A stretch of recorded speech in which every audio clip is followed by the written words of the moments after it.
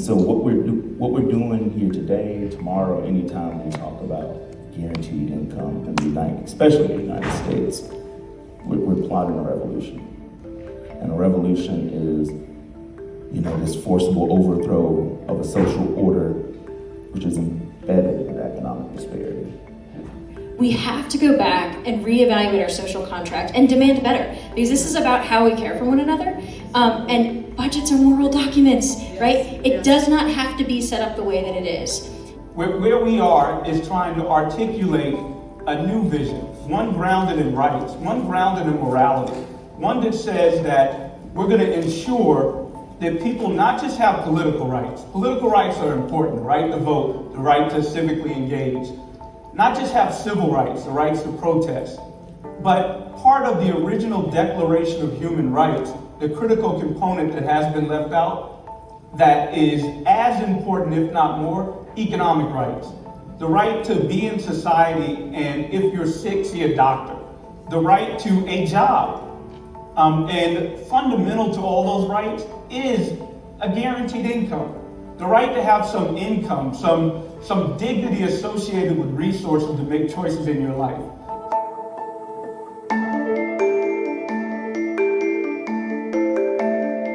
What we're doing is not just piloting guaranteed income. What we're doing is showing people that government can work.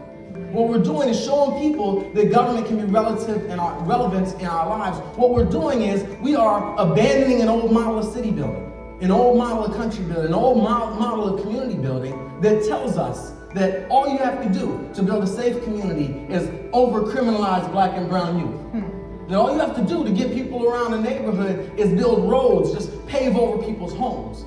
That all you have to do to build the economy in the local community is take all your money and find some business or some worker somewhere else to lure them into your community while our own residents are struggling.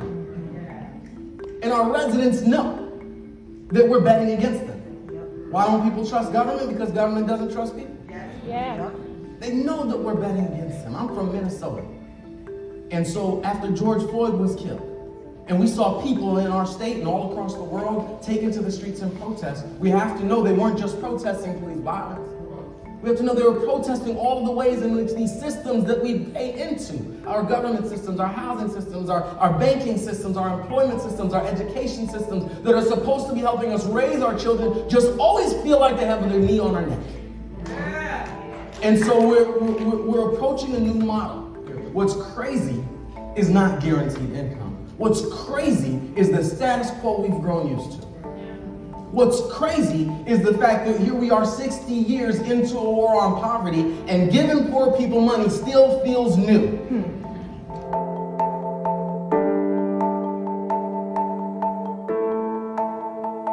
So let me tell you something.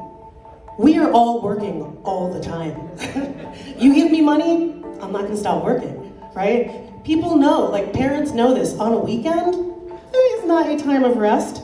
That is 48 hours of childcare. That's 48 hours of tending. And care, truly, is the only, I believe that care is the only real work of humans.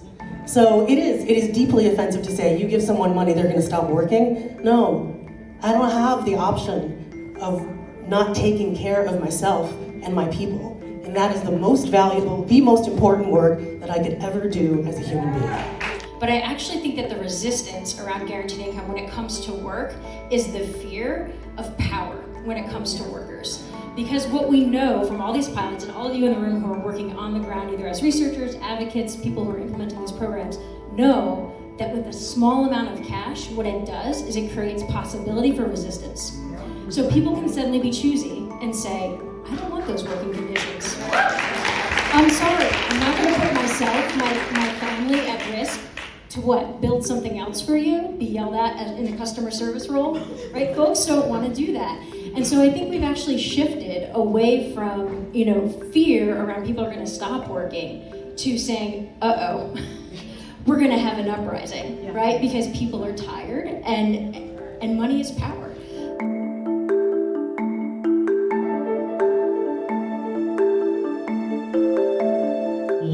I got elected in 2018 and started my first session in 2019. I started to socialize the idea of compassionate legislation.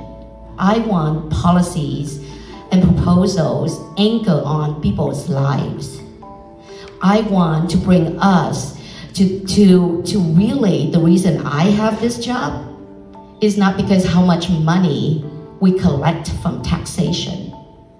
It's because how my work will impact my neighbor's life, and most importantly, my family lives. And so I'm asking all of us to start thinking about it and considering that and how we anchor our policies. You know, my quiet dream is that we will change the notion of the welfare queen, that we will change the way government provides entitlement programs, that it won't just be asset-based, it won't be small, that guaranteed income will free us, that will allow people to have guaranteed income even if you are on CalFresh or CalWorks and Section 8. So we're working to get waivers for some of those current federally funded programs. That's what this work can ultimately lead to. That's my history that got me to the place where I could say, this is worth fighting for every day.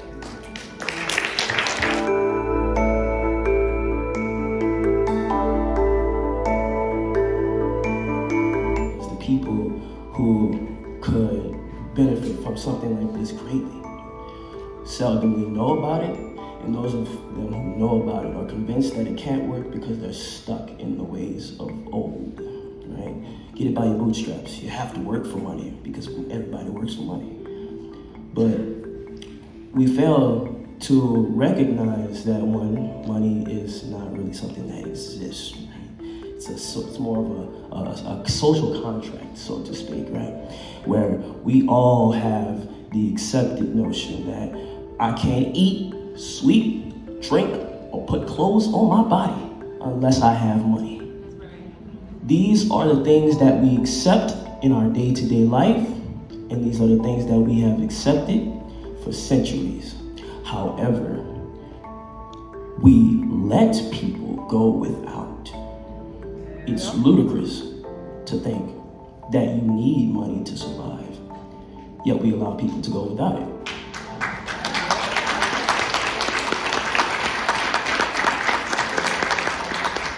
And it all ties back into what I said. If everybody needs money, everybody should have it.